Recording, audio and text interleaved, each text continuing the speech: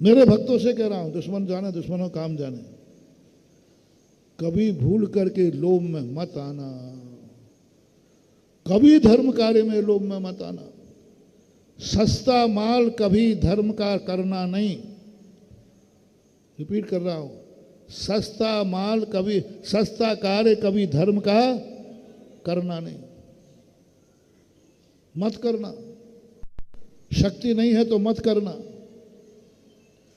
करने की अपेक्षा 10 लाख का कार्य 7 लाख में मिल रहा है, महानुभाव मत करना। कोई दोष नहीं है, लेकिन 10 का 7 में कर देना ये तुम्हारे लिए बर्बाद कर देगा। कभी भूल करके नहीं करना। पहले पूर्ण भैया लागत कितनी है, सब दातारों से कह रहा हूं मैं, अपने भक्तों से, लागत कितनी है भैया?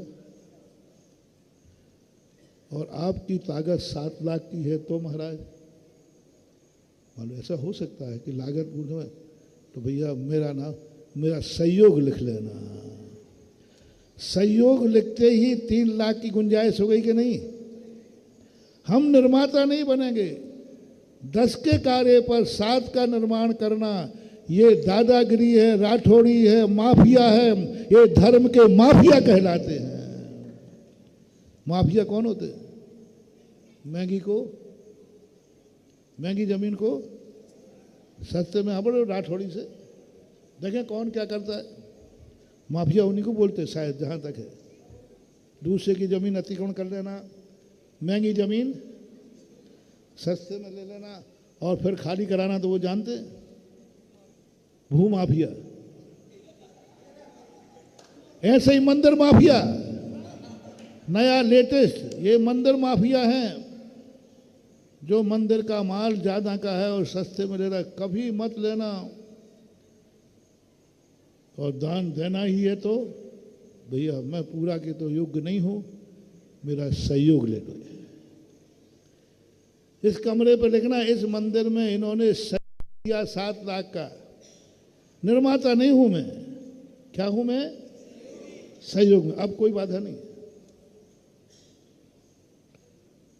और ये विनाश को प्राप्त हो गए जिन जिन ने मंदिर बनाए और उसी मलकियत में उन्होंने मूर्ति बना दी, अभिषेक किया, वे सब बर्बाद हो गए, रोड पे आ गए सब। पूरा भारत घूम रहा हूं, मैं पूछता हूं सबसे पहले ये मंदिर बनाया था? बोले हाँ बनाया था। मंदिर बनाने के बाद मूर्ति किसने विराजमान की थी? बोले सेठ जी ने। पहला कलश किसने किया था? बोले सेठ जी ने। कलश किसने चढ़ाया था? सेठ जी ने। ध्वजारोहण किसने किया था? सेठ जी ने। क्योंकि सब कार्य किसने किए थे? मैंने कि बर्बाद होना निश्चित है। मोटिवेशन रिपीट कर रहा हूं, एक सेठ ने मंदिर बनाया पूरा फुल, पंचकल्याणक भी करा दिया, और अंत में भगवान भी विराजमान किए, कलश भी किया, ध्वजारोहण भी किया, जो सब कुछ किया। पक्का मानना ये परिवार वंश बर्बाद होगा, एक दिन रोड पे आएगा। और ऐसी अधिक से 3 पीढ़ी के बाद पीढ़ी डाउनफॉल नियम से होंगी। पत्थर की लकीरें सारे भारत का मेरा एक्सपीरियंस है। 3 पीढ़ी अधिकतम यदि पुण्य हुआ, बाकी तो उसी दिन से चालू हो जाएगा, लेकिन कभी कभी पुण्य होता ना। 3री पीढ़ी के बाद उनका ऐसा डाउनफॉल होगा कि वे मंदिर में एक ईंट लगाने लायक नहीं रहेंगे। क्योंकि उन्होंने मंदिर बनाया था, मूर्ति लाए थे, भगवान को मालिक तुम बन रहे हो। यही तो सारे सेठ मंदिर बनाने वाले बदनाम करते हो। तो मैंने खोजा ये, महाराज हमारे पूर्वज इतने बड़े आदमी थे, देखो ये नसिया बनाई, आज हमारी हालत क्या है। तो महाराज हम तो मंदिर बनाने से डरने लगे। कई लोग कहते हैं महाराज हमें डर लगता है। क्यों? इनके दादाजी ने मंदिर बनाया था, आज उनके पास खाने को नहीं है।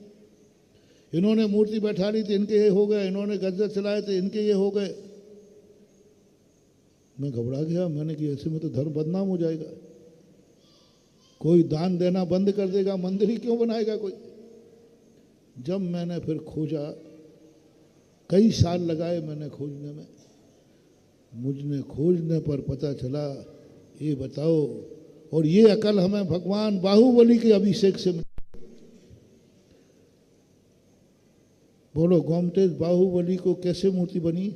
मजदूरों को सोना दिया गया कि नहीं? ऐसा सुनते हैं अपन लोग। कितना धन खर्च किया होगा, लेकिन जब वही व्यक्ति ने अभिषेक करने गया तो कलशों पर कलश किए गए, लेकिन नाभि से नीचे गंधोदक नहीं आया, क्योंकि वो अहंकार में जाता, मेरा मंदिर, मेरे भगवान मैंने बैठा ले हैं, मैं ही कलश पैदा करूंगा, दूसरा है कोई मजार कर ले। नाभि से नीचे जाए। वो कथा को मैंने अपने चिंतन में लिया और फिर मैंने सारे भारत के सेठों पर लगाया। फिर मैंने सेठों से पूछना शुरू किया, मलकियत प्रतिष्ठा के बाद, मलकियत प्रतिष्ठा के बाद वो सेठ आज भी मालिक है मंदिर के, मंदिर मेरा, मेरे बिना कुछ भी नहीं हिल सकता, बर्बाद हो जाओगे। इतना दान देने के बाद फिर मैंने इसका सिद्धांत निकाला, लो मंदिर बनाने के बाद प्रतिष्ठा तक भली तुम अपना रखो, उसके बाद इस मंदिर में मेरा कोई मलकियत नहीं रहेगी, मेरा परिवार ट्रस्टी भी नहीं रहेगा, परिवार मालिक के नाम से ट्रस्टी तो बनेंगे, शायद मैंने मंदिर बनाया है इसलिए मुझे ट्रस्टी रख लो, मैंने मंदिर बनाया है इसलिए मेरे परिवार के 2 सदस्य रहेंगे, ये गलती नहीं करना। मंदिर छोड़ दो, उसके बाद समाज जिस माध्यम से ट्रस्टी बनती है तुम भी वैसे बन जाओ। समाज ने 1 लाख रुपया दिया, 1 लाख रुपया तुम दे देना, तुमने लगाए तो 1 लाख का क्या मायना है?